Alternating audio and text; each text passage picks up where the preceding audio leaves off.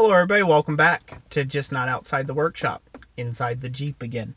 I just wanted to share a few more thoughts with you all on something about tooling design. More specifically, power hammers, presses, just generally tools to begin with. So I am a big proponent of, using what you have to make what you need. And so if you, how do I want to say this? If you have, say you have H13 on hand, make your tools out of H13. If you have mild steel on hand and you have no tool steel around, but you need a drift, make it out of mild steel. If you're exploring into the world of, making tools, but you're not quite sure what shape or size or if the tool's going to work out, don't make it out of an expensive tool steel. Make it out of some mild steel at first, just to kind of get a rough draft, make sure that shape is what you're going for, and then make it out of a higher production tool steel that you can, last for a long time.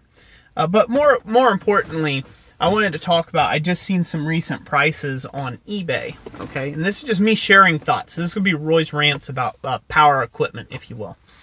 I just seen some power hammers on eBay that were listed, and you get a range from about $7,000 all the way up to well over $40,000 for a power hammer, and that is absolutely insane. It's insane for most people's usages.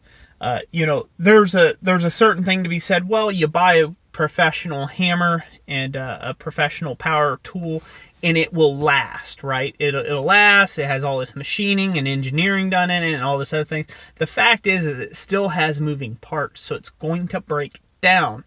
Now, that $40,000 piece of equipment, I guarantee you're not going to be able to weld something up in the shop to fix it. That's not going to happen.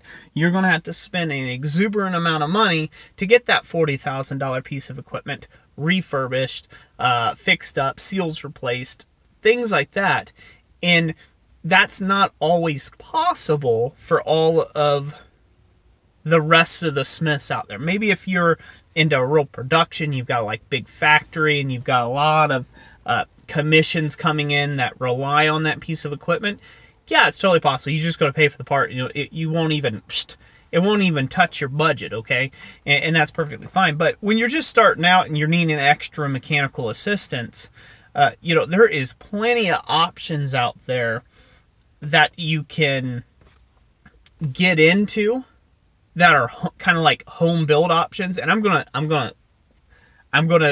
throw this out here for just a second here in just a moment. But there's plenty of home built options out there that are professionally done that will really suffice for your needs. And I mean, totally take you to the next level. And yeah, are they a 400-pound beast in a 600-pound ram or a 1,000-pound? No, they're not. Okay, they're not that. But they can increase your productivity at where you're at a much cheaper cost point, usually by half, if not a third of the cost of what the, factory-made power hammers are out there. And so, if I had somebody to say, hey, you know what, here's $3,000 for, give me $3,000 for a Nozzle 4B power hammer. Oh yeah, I'll buy it in a heartbeat. Only because I know I could resell that thing for, what, 40 grand, nearly. So, sure, I'll buy it. Why not? If it's in good shape, why not? If I have the money to spend on that. But then the logistics come in. The logistics of how do you get it moved. You have to pour a big giant concrete block foundation for it. Have you factored in all the costs of that materials and how many cubic yards of concrete you're going to need, and the bolts and the electricity? Say it's 3-phase, which most likely it is. Now you got to get a phase converter to do things, which means you might have to upgrade the electricity in your shop for it. By the way, getting it through the door of your shop, you may have to cut out the whole front end of your building just to get it into the shop and then rebuild that back. How much is that going to cost you to go with a whole new storefront? So there's all these different costs associated with buying one of these big ginormous hammers. It's not even funny. It's been about 2 years ago I had a chance at buying a 1,500-pound big old steam operated, been converted to air hammer, and I could have picked it up for about $1,000. And it was just because it sat there, it was missing the bottom anvil. I'm sure I could have welded something up that would have made sense for it.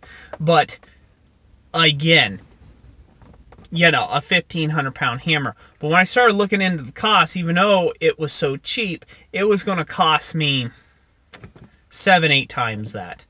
To be able to put it somewhere and I could house it and get electricity or enough air to supply it, it was going to be astronomically expensive. I was going to end up spending probably close to 25-30 grand on this thing, in total, probably by the time I buy a compressor and everything else like that. But I digress. Okay, so the point that I'm putting out here is the difference between a home-built power hammer and a professional / factory made power hammer is a paint job.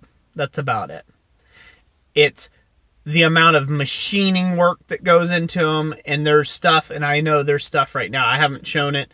I don't believe I've shown it in a video before. There's a guy by the name of Hans Piot, and he died, sadly. He died last year, I believe it was.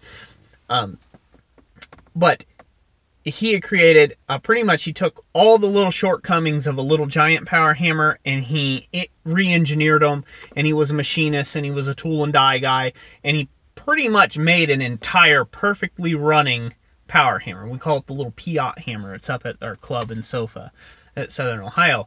And not one person walks in that building thinks that that's a home-built hammer. And it is. It's every bit. It was built in that guy's workshop at his house and at his home. So don't feel down on yourself because you're at the price point of, you know, building your own hammer. That can actually be a very good thing. You can manufacture all the parts in-house. That means you don't have to spend a lot of money, so to speak, on buying things. Now, here recently I had a breakdown with my power hammer. It's because I got lazy. I got lazy and I just didn't want to do the spring. I didn't want to do the mainspring correctly. Okay? That's all it was. This thing has lasted me over 3 years, and it's been a great hammer to me, and it's been a home-built hammer. It's a 37-pound ram, and it does a lot of drawing out work in the shop, and it's great. I want to change it up. I want to do something different. I want to do a much heavier hitting hammer, and so that's what I'm going to end up doing. I'm actually going to invest my money into it. I don't know if I'm going to fix this one. I probably will. I'll fix it correctly, and then maybe sell it off, my main power hammer in my shop, at some point in time. But the point is the difference between the two is the paint job. You know, if I were to paint it up all pretty and I were to use some machined components in it and things like that, some people would say, ooh, well, what manufacturer or what brand of hammer is this? For those that are uninitiated or maybe don't know, you know, that there's, I guess, a certain look of professional hammers. You have to remember these are built by people. These are engineered by people. Guys. So yes, you can make your own hammer. You need to take and get with people who know something about it and learn as much as you can so you can be safe about building your own power hammers and things like that. But, you know, don't get put off by the fact that you've got a home-built hammer. One of my favorite hammers to work on is Clay Spencer's and Ray Clonce's tire hammer. Now, Clay Spencer he redesigned or he edited or whatever, they revised Ray Clonce's original tire hammer design. And anybody who ever thought about, that's where that power hammer came from. There's a whole bunch of other people that are making tire hammers now, and they make different variations of it, but the original man was Ray Clonce. He came up with that, and it's a beautiful hammer. It's one of my favorite to work with. There's another guy by the name of David Hammer. He's on YouTube. I'm going to put some links to his videos in the description down below, and I'll link them up at the end of this video. But David Hammer, he's got this little thing. He's called it the Cricket, and then there's one that's a little smaller. It's called the Jiminy Cricket, and it's kind of a cute play on names. But it is a great, from what I see, it is a great pneumatic hammer. And he's got like a full online tutorial type thing that he's doing and going through this series of building this Cricket. And power hammer. Definitely go check him out. it may work great for you. It's smaller. It doesn't look like anything I've seen before. It's a great way of doing it. You know, I was recently looking, I want a hammer that's doing more like a striker kind of thing. So I was looking at the KA75 hammers. And there's they're a pneumatic hammer, what you would consider a utility air hammer. And I was looking at those. Again, nearly $5,000. $5,000 according to the website, and I don't know if they make them anymore, but there were some forums about do they make them anymore, and I didn't read up on it, but you know, nearly $5,000 for it. And I was just like, gee whiz, you know, I mean, it'd be handy, but not that handy. I can build it for a lot cheaper than that. I can build something else a lot cheaper than that for $5,000. So again, don't be put off that you have to take and build your own home-built hammer. Build the tools and design them to your needs. Not every hammer is going to meet your need. If you build one of my beam hammers, one of my beam hammer plans or something like that, it may not meet your need. If you build one of the little small sledgehammer, the Da Vinci Revisited cam hammer, it may not meet all your needs. It may be fine at first. It does all the drawing out work that maybe you could want it to do. But then you want to start working tooling underneath it and things like that. It's probably not going to meet that need for you. So you need to, you know, come up with some different hammers. You know, same thing, my main shop power hammer. It's a great hammer. It's really great and efficient at drawing stuff out, but it doesn't have big enough dies in order for me to take and do tooling under. And so that's something I'm going to start getting into, is doing the tooling. So I'm redesigning the hammer to my needs. That is one of the real benefits there.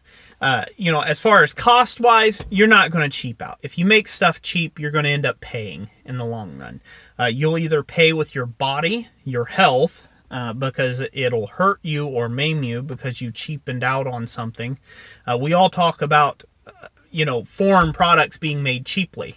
This is a long rant. I understand that. Anybody who made it this far and haven't given me like 5 million thumbs downs yet, you know, praise God for you. Thank you for sticking around. But we talk all the time about cheaply made products from wherever else out there in the world, okay? But then when we look at trying to make something, we're like, oh God, I don't want to use that welding rod. It's too expensive. I'm going to use this cheap stuff over here. And then you get the benefits. You get the reward of that. So don't be cheap when you're building something that could maim you or hurt you. You know, put the time into it, put the effort into it, make it right if you can. And if you can't, don't do it. Don't do it. Make it good. Spend the time on it because it's going to pay you back in the long run. It's going to take care of you in the long run and help you be more productive as a smith and make you better overall. So I'm going to put some links to some different hammer designs and things in the description down below. I'm going to end this video here. That's a little treat for you guys if you haven't seen these different type hammers and stuff out there. They are not my hammers. They aren't my designs or anything else like that. I'm not getting paid to promote these people or anything else. I just think that it is a great way of looking at some different options out there if you're trying to take and build your own power hammer. So that's it for this video. It for my rant. Ran over.